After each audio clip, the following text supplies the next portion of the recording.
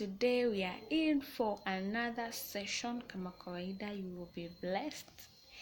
And if it's your first time in here, karibu sana. Like, share, and subscribe for more of sessions like this. So karibu sana. So today we are talking about relationships. So I saw this quote, I guess in Juicy, of someone and posted and said people always post of how they are healing from bad relationship, and then they were like, oh, people are also healing from parent traumas. They are also healing from failing exams. But what I guess what the concept of relationship yenye tumepewa na society, it's only for the people willing either to get married or when you're dating and in courtship. But relationship is about everything.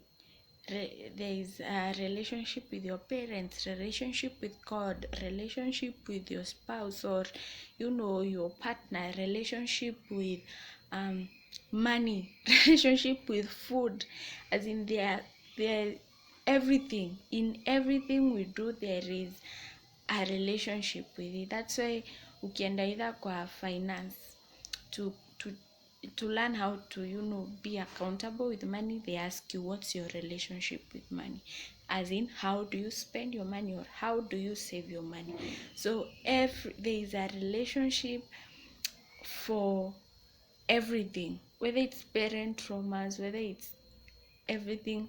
There should be a relationship for it to work, because the Bible tells us two cannot work unless they have agreed.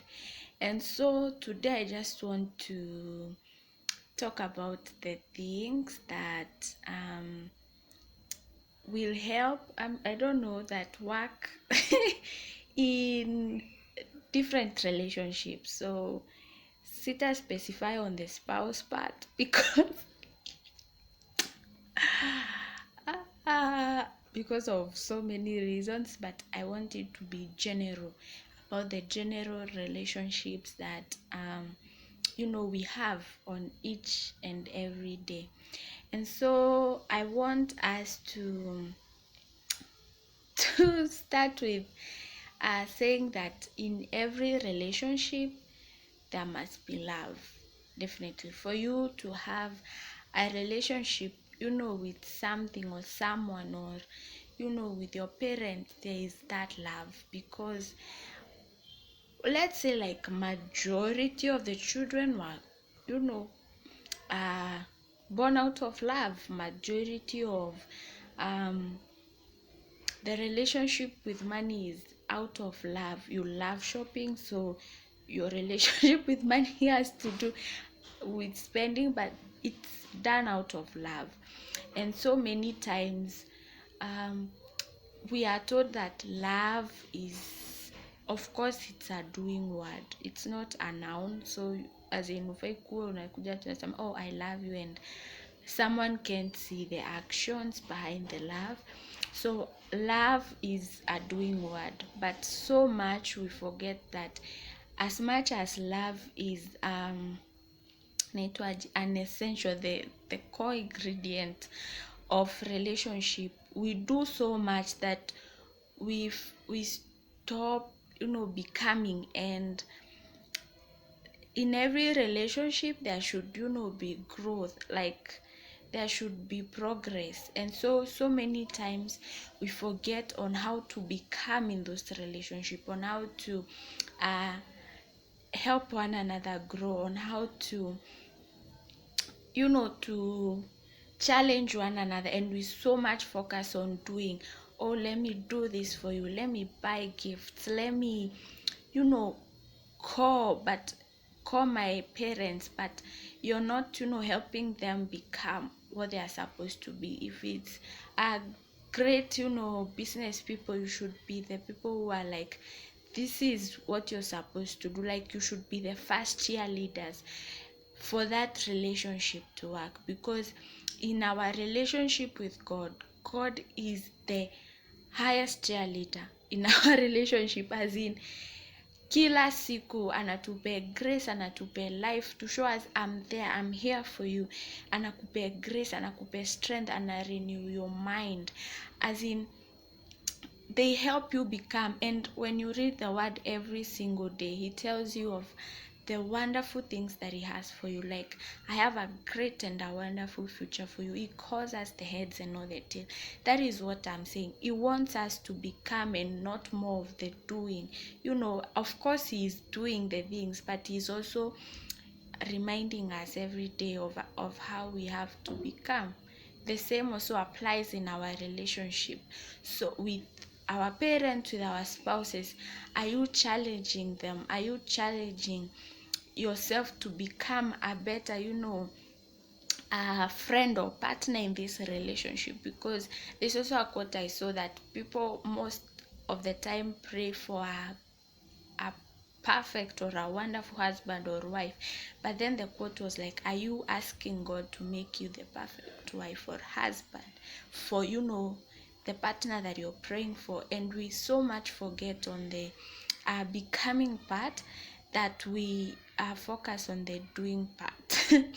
So I want us to check on how we can become, the good and partners, and also encourage becoming on others. And the first relationship that we ever see is between God and Adam in the Bible, and we see him having this relationship with him. And the Bible tells us in the book of Genesis that he would, there was the presence of God with them there. And so when they ate the fruit in Genesis chapter 3, when they noticed the presence, they hid, because they knew that they had sinned. They knew that they had broken, that deal breaker at the relationship. They knew they had reached there, because God was like, you can eat anything from the fruit except. So that was a deal breaker. And in every relationship, there are parameters, there are boundaries, there are the deal breakers. And so many relationships, they don't communicate about their deal breakers. They focus on, oh, it's good, it's wonderful, but what's that deal breaker? And I want to use our relationship with God. He so many times tells us the deal breakers. Oh, don't grieve the spirit, don't kill, don't steal, as in ametuweka hizo parameters, don't do this because of this. And I remember in Genesis chapter 3, let me check it for you guys, in 1 minute,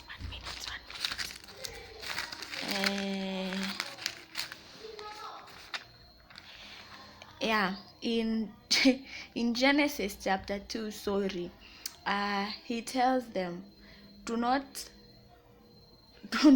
eat from the tree of knowledge, for when you eat it you will surely die. And when he was telling them, it was not about dying like real death, maybe real death ilikuwa hapo, but it meant more of their relationship, more of their closeness will die. And we see that, when you continue reading in Genesis chapter 2, in verse 25, I know. When you read this, you're like, why did the Bible tell us this? But wait, I will tell you why. So it says, the man and his wife were both naked and felt no shame. Now, when you're naked, sorry guys for saying this, but you are vulnerable. You become vulnerable with the person that you're naked with. I don't know, or you are naked, as in you're vulnerable, you're open. And the Bible tells us that they felt no shame, because they were both vulnerable, they were both honest, as in you don't hide your body flaws or your body the good parts or the bad parts to the person who is seeing your nakedness. You don't hide that, so you become vulnerable, you're honest, you're open to them. And it was a two-way thing, as in sieti ilikuwa just Adam was doing this alone. It was both Adam and Eve. And so many times we fail to do that in our relationship. So if it's God, you don't want to be vulnerable to God. You're like, oh, he's the big guy, so I'll just ask. I don't want to be vulnerable or open to him. Or if it's your spouse, it. Or if it's your parents, you're like, okay, maybe, of course kuna vitu hizi ambia mzazi. But as in, there's that vulnerability, there's that openness, there's that honesty that is encouraged. And when you're both doing it, you feel no shame about it. Even when people are like, oh, unajua wali, it's I don't know how to explain it. You're comfortable with it because there's nothing they're hiding. There's nothing that is strange ama iko news kwao. It's like when the devil goes to accuse you, or if someone comes and be like, oh, you used to do, you're like, yeah, I know. And God knows, because that relationship with God, you're not hiding it. As in, someone cannot scare you anymore, because it does not become a source of shame anymore because of that vulnerability. So then when they ate the fruit, the Bible tells us in chapter 3, they walitafuta fig trees so that they could cover themselves. Now the death of vulnerability happened. Well, God knew it. God knew, when you do this, God knew when you eat the fruit, the deal breaker was death. So you knew the death of, being vulnerable to one another breaks. And we find that so many times that unasikia wasa kusema, oh, mi spouse wangu hawezi jua ni nini na ama sijui, as in there are those things that we tend to hold and hide, and they are not helping anyone. And that was the first day that happened, and they covered themselves, and they were but the things that they were covering themselves with were bringing shame, because fig trees zikona, it is God now who came with the skin cloth and dressed them, because now he knew hata vile wanajikava, man, it's not working. So if there are deal breakers as in if there are boundaries and parameters in every relationship, definitely if you pass them or you cross them, there are some things that die from that. And I would like to ask you, are you really willing to pay the cost of those things dying? You find like some is trust that dies, like some is communication, others is as in a lot, but the most that dies is the trust. So parameters and boundaries, please be careful of them, because oh my gosh, you don't want to you don't want to go through that. And another thing that every relationship requires, I know I should have said that when I started with parameters, but it's okay. Another thing that a relationship requires is structure and a vision, because the Bible tells us that where there is no vision, people perish. So the vision is not about businesses only. Oh, my vision for this business is this. Definitely you must have a vision for your business or for where you're going, because there is a relationship with your future and something. But then also personal relationship with money. What's your relationship with money? What's the vision with your money? Oh, I want to use this money for ABCD. That's a vision. That's why people are encouraged to save, because if you're saving for a certain reason, you definitely accomplish it, and that vision drives you to have a healthy relationship with money, and you start saving and investing. The same happens for marriages. Where there is no vision, unapata wasee I know I'm not supposed to talk about marriage because I'm not there yet, but even in friendships where you don't have a vision of what you want in a friendship, definitely you will perish because we have not agreed, oh, this friendship is for A, B, C, D, E, F, G, and the parameters are A, B, C, D, E, F, G, and we will find most of the time we are crashing, or because we didn't state our vision at the beginning. When we tukifika mbele, now someone else will find another vision and follow it, and then you unabaki uko like, why? I mean, we were friends, why did you leave me? But you didn't state a vision where we are going. So if I find a better vision that is working for me, definitely I cut myself off. So everything must have a vision and a structure. And that is not something I made up, because we have been shown by God. He always has a structure, he always has a vision. And he has told us in Jeremiah that he has this wonderful future for us. But also in Genesis chapter 2, verse 7, the Bible tells us, then the Lord God formed a man from the dust of the ground and breathed into his nostrils the breath of life, and the man became a living being. So before he gave man life, the breath of life, he had a structure. So if you don't have a structure, what are you giving life to? As in, what are you giving your energy to?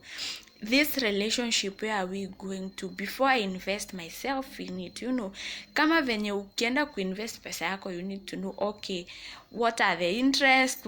As in, you need to have a structure. Why do we do that with the money stuff, and we forget to do it with our relationships?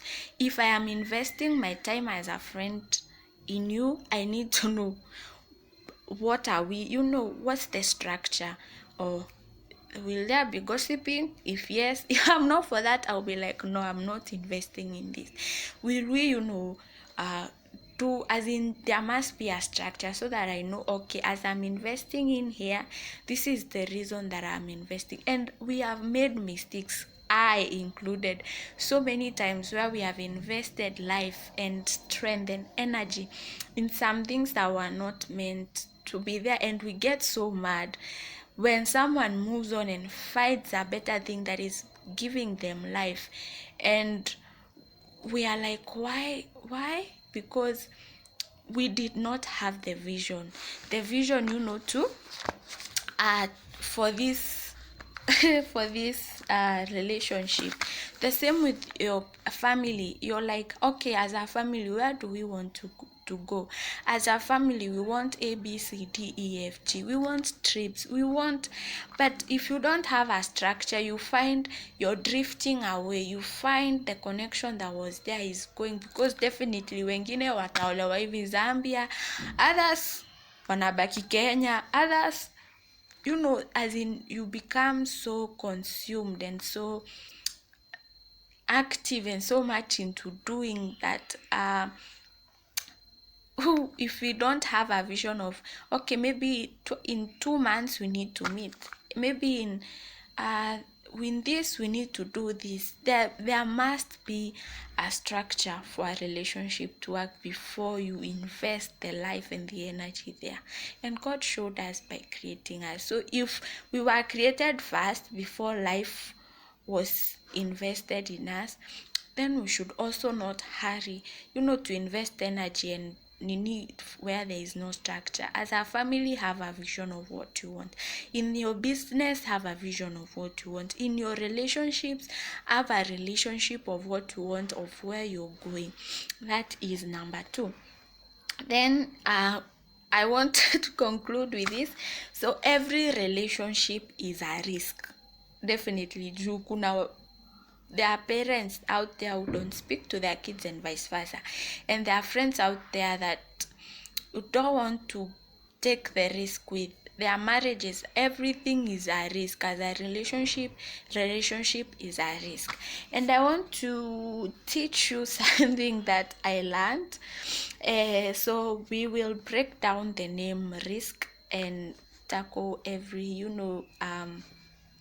letter, and so R will stand for relationships. So for there to be anything, you should develop relationships, whether it's with your parents, whether it's with your friends, your brothers and sisters, your nephews and nieces, your co-workers, as a boss and employee.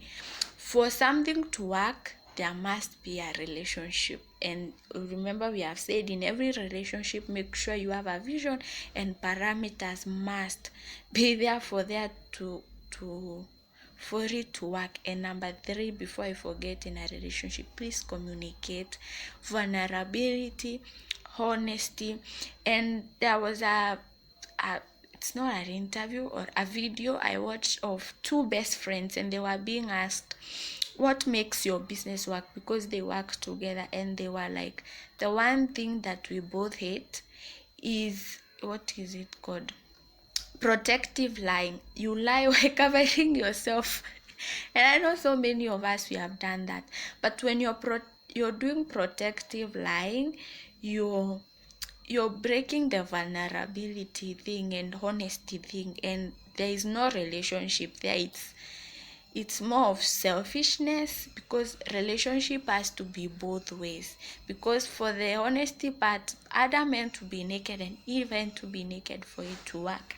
Then I is standing for intentional, and intentional is where you're choosing, okay, with this vision, with these parameters, with the communication part, okay, I'm willing to invest my life, my energy, my everything in this relationship. So you're intentional every day to doing and becoming. So you don't just do and stop at that. You do and you become. When someone is off, when you have a vision, when someone is off, you're like, oh, you remember what we said, you remember, like every time you go out of line, God, as the good shepherd, he always guides you back through his word, through people, through, as in, he guides you back, and he's like, this is the vision, this is what we have in our relationship. So if you choose disobedience, it tells you, okay, there are consequences, but remember, this is it. So be intentional. That is what I'm trying to say. And then S will stand for speak up. Because if you cannot speak up in as in, communication is essential. And remember, last week I told you, in the communication, hearing has to be there. Because if I communicate and you're not listening, or you're not hearing, then hatuelewani. But if I communicate and you listen, or if you communicate and I listen, there is communication. So speaking up and saying, this is what I want, this is the changes that I'm having, and this is where I think maybe we can change our vision for this, and as long as we are not deviating. Business plans zina change yangu every now and then, but we don't lose the, what is it called,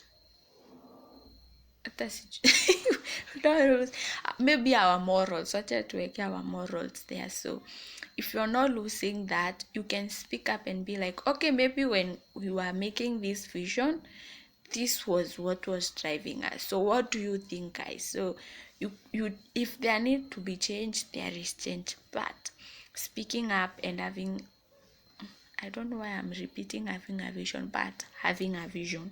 And then the last one is finding knowledge. K stands for knowledge. So we must find knowledge. And in Hosea chapter 4 verse 6, the Bible tells us that my people perish for lack of knowledge. So if you know your relationship with money is not good, and you're investing wrongly, or you're doing the wrong things, take your time, find the people who have done it, ask them, oh, how did you do it? Kuuliza si ujinga. Okay, so for it to work, find the knowledge. If it's a friendship, find good friends who have done it well, and be like, oh, so how have you done so far? Find that knowledge. If it's families who are doing so well and you admire them, how do you do it? Find the knowledge. Also, the word of God. The Bible is a great manual for finding all the knowledge that you want. So guys, that is all I had for you today, and usisahau ku like, share and subscribe, and you hit the notification bell for any time we are posting a new video. God bless you. Bye bye. Shalom.